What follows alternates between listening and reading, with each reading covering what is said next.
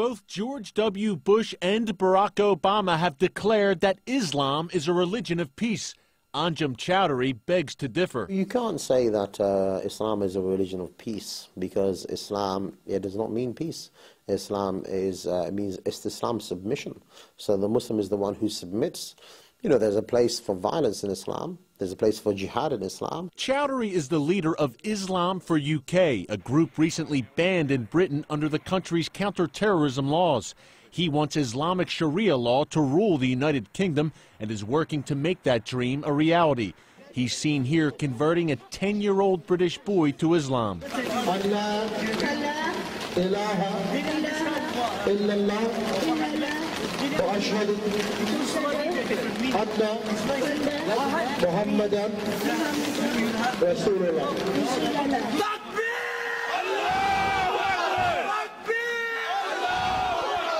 Islamic radicals in the United States are usually pretty savvy. They wear suits and ties. They speak, at least publicly, in moderate tones. But here in London, it's often a different story. Anjem Choudary has praised the 9/11 hijackers and called for the execution of Pope Benedict. Chowdery told CBN News his group is a nonviolent political and ideological movement that resides in the UK under a covenant of security. Yet he openly praises violent jihad. The Quran is full of, jihad is the most talked about duty in the Quran after Tawheed, belief.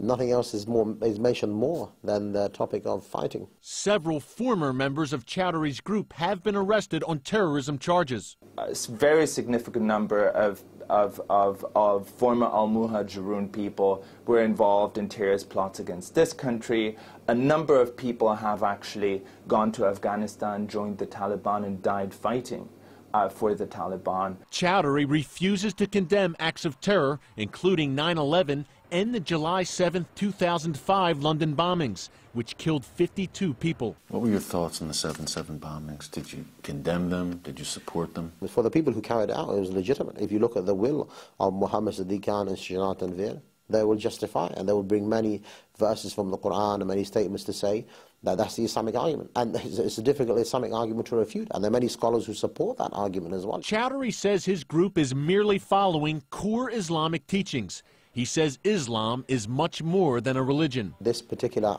belief is more than just a religion. It's not just a spiritual belief. It is in fact an ideology which you believe in and you struggle for and you're willing even to die for because you believe in that. That is your whole life. He seems to relish being called Great Britain's most hated man, pledging to continue his rallies, calling for the overthrow of the British system. Erick Stakelbeck, CBN News, London.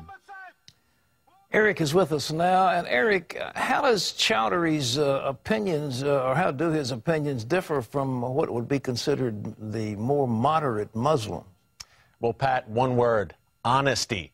Anjem Choudary tells you exactly what he thinks, exactly what he feels. He wants Islamic Sharia law, he supports jihad, and he doesn't like Christians and Jews. And he'll tell you that to your face, Pat. It's a lot different than here in the U.S. You know, I've interviewed so many Muslim leaders, supposedly moderate Muslim leaders here in the U.S., who tell me one thing on camera, but behind the scenes, when they're talking to fellow Muslims, they say quite another thing. It's the old Yasser Arafat rule, Pat. Say one thing to a Western audience, another thing to a Muslim audience. I think our viewers should consider this interview with Anjem Choudary an education. He is telling you exactly what they really believe, and we need to prepare for it. How do you think George Bush and our current president got so snookered? Maybe our president isn't snookered. Maybe he's a crypto-Muslim. I don't know. What do you think?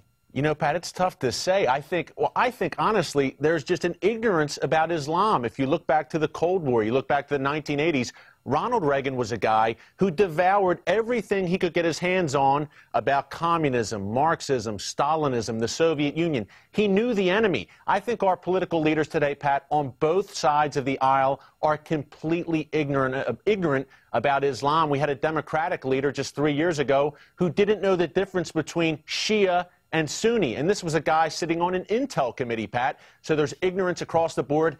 And the reality here, Pat, let's face it, it's difficult to accept. It's not a pleasant reality that Islam it has a violent streak. It's much easier to sugarcoat it and say, hey, Islam is a religion of peace. We can reason with these people. No. I sat down with Anjem Choudary for over an hour there in London, Pat, and I'll tell you, you can't reason with him. He's not going to budge from this belief, and that belief is jihad. What do you think about political correctness? Have the American people been so seduced by political correctness that they refuse it? We won't even mention Islam now in official proclamations. Political correctness, Pat, could end up being the death of us. I think political correctness right now is killing Europe. The reluctance, once again, to identify not only the enemy, but what the enemy believes. This is what they believe. And, Pat, as Chowdery said, they're getting this from the Quran. They're getting it from the Hadith. I wish it wasn't so, but it is. And it's been in there for 1,500 years. And to them, this is unchanging. It can't be changed. What we need is some Muslims. We can't do it. Some Muslims have to step up, look at the Quran and say, hey, we have to bring this up to date to the 21st century. It's not the 7th century anymore. We need to bring it into the modern day. We need to strike these verses about jihad and try to translate in a way that it doesn't apply to the present day. That's a very, very tall order, Pat. As you know, that's what we need. I don't know that we'll get it. Eric, I don't think we will either, but it looks like this violent confrontation is coming up all around the world, and there's no escaping. We've just got to be strong and fight these things where we can. But Erick Stakelbeck, great work. Keep it up. We appreciate you, brother. Thank you, Pat.